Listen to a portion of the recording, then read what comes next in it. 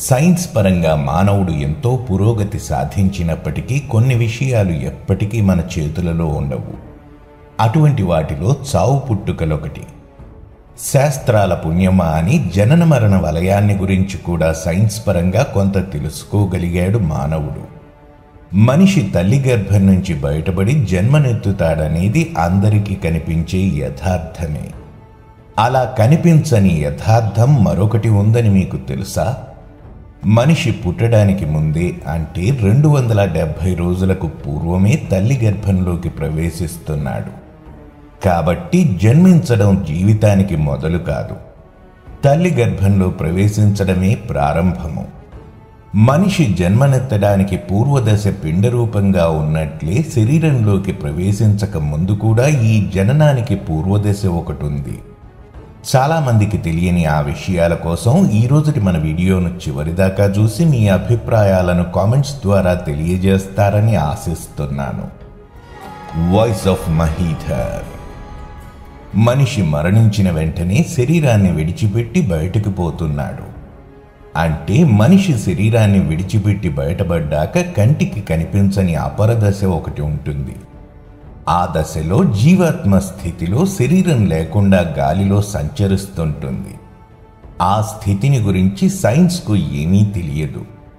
అప్పుడే మరణించిన జీవాత్మలను Kirlian photography ద్వారా ఫోటోలు తీసిన కొందరు విదేశీ సైంటిస్టులు తమ పరిశోధనల ద్వారా శరీరం లేని జీవాత్మలు ఎలా ఉంటాయో కనుగొనడానికి ప్రయత్నించారు. మన ప్రాచీన వేద ఋషులు యోగాభ్యాసం ద్వారా శరీరాన్ని విడిచిపెట్టి పరకాయ ప్రవేశం, అంటే ఒక శరీరం నుంచి బయటకు వచ్చి ఇంకొక శరీరంలోకి ప్రవేశించడం అనే యోగ ప్రక్రియ స్థితిని పొందారు. ఈ పరకాయ ప్రవేశ విద్యలాగానే సామాన్య మానవుడు నిద్రావస్థలో మరణించి అపస్మారక స్థితి, అంటే కోమాలో తల్లి గర్భంలోకి ప్రవేశిస్తున్నాడు గనుక అలాంటి వాడు తెలుసుకోలేని పునర్జన్మ విజ్ఞానమే వేదాలు ఉపనిషత్తులు తెలిపే పునర్జన్మ రహస్యము. అదేమిటో ఇప్పుడు క్లుప్తంగా తెలుసుకుందాము. మనిషి బ్రతికి ఉన్నప్పుడు మనకు బయటికి కనిపించే ఆకారాన్ని స్థూల శరీరం లేదా మెటీరియల్ బాడీ అంటాము. అంటే ఒక పదార్థంతో తయారైన శరీరమని అర్థం. ఇది మనం తినే ఆహారంతో ఏర్పడుతుంది గనుక అన్న శరీరం లేదా అన్నమయ కోశం అంటాము. మరణించే సమయంలో మనిషి ఈ అన్నమయ శరీరాన్ని వదిలేస్తాడు. సాధారణంగా మనం ఎలాగైతే స్నానం చేసి బట్టలు మార్చుకుంటామో మరణాసన్న సమయంలో, అంటే ఈ భూలోక యాత్రను ముగించే సమయంలో శరీరాన్ని ఇక్కడే వదిలేసి లోపలి జీవుడు బయటికి వస్తున్నాడు. అలా మరణించాక బయటకు వచ్చే జీవాత్మను ప్రాణమయ శరీరం అంటారు. అంటే ఇది మనలోని ప్రాణశక్తితో తయారైన శరీరము.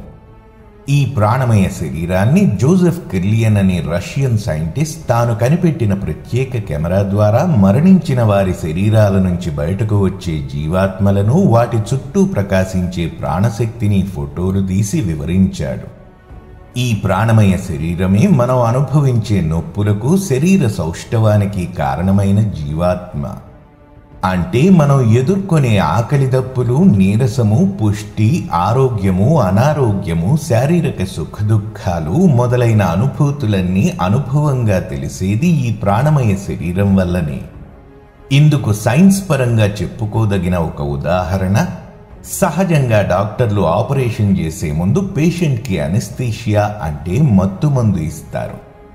అలా చేయడం వలన వారు వారికి తెలియకుండానే ఈ ప్రాణమయ శరీరాన్ని వేరు చేస్తున్నారు. అందుకే పేషెంట్కి ప్రాణమయ శరీరం తెలిపే నొప్పి, బాధ లేక ఏం జరుగుతున్నదో తెలిసే స్పృహ నశించిపోయి అపస్మారక స్థితి కలుగుతోంది. ఇదే మనిషి మరణించి స్థూల శరీరం నుండి బయటపడే జీవము. దీనిని ఆత్మ, దెయ్యం లేక ప్రేతమని కూడా అంటాము.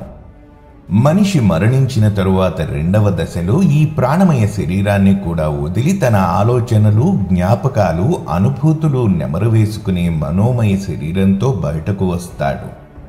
ఇది మనిషి స్థూల శరీరం లోపల ప్రాణమయ శరీరంలో నిగూఢంగా ఉంటుంది. ఉల్లి పొరలలాగా మనిషి మరణానంతరం ఈ శరీరాలు ఒక్కొక్కటి బయటపడతాయి. మనోమయ శరీరాన్ని కూడా వదిలి జీవుడు బయటకు రాగానే అంతవరకు తాను ఆ జీవితంలో అనుభవించిన సంఘటనలు, సుఖదుఖాలు, వాటికి సంబంధించిన జ్ఞాపకాలన్నీ మరచిపోతాడు. అయినా ఆ మనోమయ శరీరాన్ని యోగులు తమ దివ్య దృష్టితో వీక్షించి మరణించిన జీవుడి పూర్వజన్మ చరిత్రనంతా చదవగలరు. నాడీ గ్రంథాలలోని పూర్వజన్మ చరిత్ర కూడా అలాగే తెలుస్తుంది. మనోమయ శరీరాన్ని విడిచి బయటకు వచ్చిన జీవుడు గతాన్ని మరచిపోతాడనే విషయాన్ని విరజా నదిని దాటడంతో గతం గుర్తులు నశిస్తాయని మన సనాతన ధర్మ గ్రంథాలలో తెలిపిన సత్యం. ఇక మనోమయ శరీరం లోపల ఉండే నిగూఢమైన జీవాత్మని విజ్ఞానమయ శరీరం అంటారు. ఇది ప్రతి జన్మలోని అనుభవాలను సేకరించి ఆ జన్మలో మనం అనుభవించిన సుఖదుఖాలు, సంఘటనలు, వ్యక్తులు, శత్రుత్వ మిత్రత్వాదుల వంటి జ్ఞాపకాలను విడిచిపెట్టి అనుభవాల సారమైన జీవిత గుణపాఠాన్ని మాత్రం తనలో నిక్షిప్తం చేసుకుంటుంది. ఈ అనుభవం దృష్ట్యా తను పుట్టబోయే మరుజన్మలో ఏ రూపాన్ని పొందాలో ఆ జీవాత్మయే నిర్ధారించుకుంటుంది. అంటే పై 3 శరీరాలు గత జన్మకు సంబంధించిన అనుభవాలకు ముద్రితాల వంటివి. విజ్ఞానమయ శరీరం మాత్రం ఆ అనుభవాల సారాన్ని తీసుకుని తిరిగి జన్మించే మనలోని సిసలైన జీవాత్మ, అంటే ఇండివిడ్యువల్ సోల్.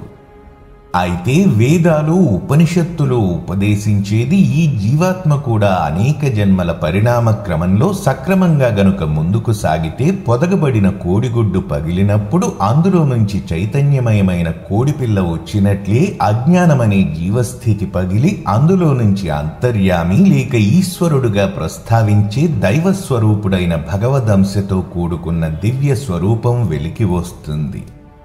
ఆ స్థితిలో ఇక మరి జన్మలు ఎత్తవలసిన అవసరం లేదు. ఆ స్థితిని చేరుకునేలోగా జీవాత్మ ఎత్తవలసిన అనేక జన్మలు, పొందవలసిన అనుభవాలు, సుఖదుఖాలన్నింటినీ అనుభవించాల్సింది ఈ విజ్ఞానమయ శరీరం లేక జీవాత్మయే. ఈ జీవాత్మయే మరణించిన చాలా కాలానికి తిరిగి బయట ఆకాశంలోకి ప్రవేశిస్తుంది. ఆకాశంలోని విద్యుత్తులో లీనమై పైకి ప్రయాణించి చంద్రుడిలోనూ సూర్యుడిలోనూ ప్రవేశించి కొంతకాలానికి తిరిగి క్రిందకు ప్రయాణం చేస్తుంది. మళ్ళీ సూర్యుని నుండి చంద్రునికి, చంద్రుడిలో నుండి మెరుపు అంటే విద్యుత్తులోనికి, వర్షపు బిందువులలోనికి, తరువాత ప్రాణచైతన్యంగా మొక్కలకు, వాటిని తినే పశుపక్ష్యాదులకు, ఆ పశువుల పాలను త్రాగే మానవ శరీరంలోకి అలా ప్రాణస్వరూపంగా ప్రవేశిస్తుంది. ఈ ప్రాణకళ ముందుగా పురుషుడి శరీరంలో ఏర్పడి 3 మాసాలుండి అతడి సహస్రారం నుండి ఆజ్ఞాచక్రంలోకి దిగుతుంది. సంకల్పాలకు స్థానమైన ఆజ్ఞాచక్రంలో నుంచి అభిమాన స్థానమైన హృదయంలోకి ప్రవేశించి భార్యాభర్తల ప్రేమశక్తి ద్వారా భార్య హృదయంలోకి, నాభి వద్ద మణిపూరక చక్రంలోకి ప్రయాణించి తల్లి యొక్క కుండలిని శక్తి ద్వారా ఆమె గర్భంలో ఒక శరీరాన్ని నిర్మాణం చేసుకుంటుంది. అందుకే ఈ పునర్జన్మల చక్రానికి చంద్రుడు, సూర్యుడు ముఖ్యమైన సంబంధం. సూర్యుడికి, చంద్రుడికి మధ్య ఏర్పడే నక్షత్రాలు, తిథుల వల్లనే మన జన్మకాలంలోని తిథులు, రాశి చక్రము, మన జీవితంలో రాగల ఫలితాలను సూచించే దశలు మన జన్మ నక్షత్రం నుంచే ఏర్పడుతున్నాయి.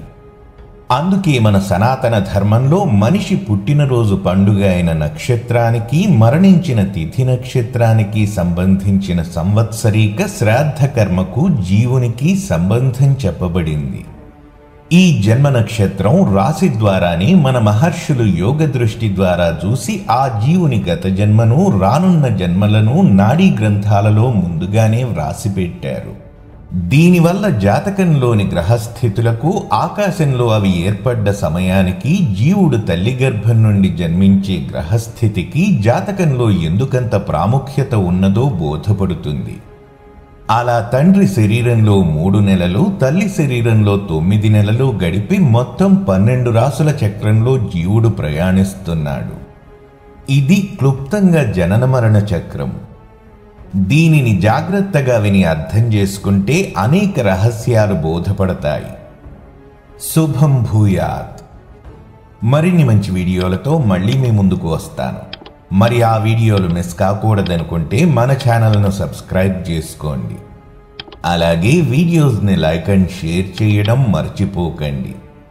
మీకు తెలిసిన తెలుసుకోదలిచిన విషయాలను క్రింద కామెంట్ బాక్స్లో తప్పక తెలియజేయండి.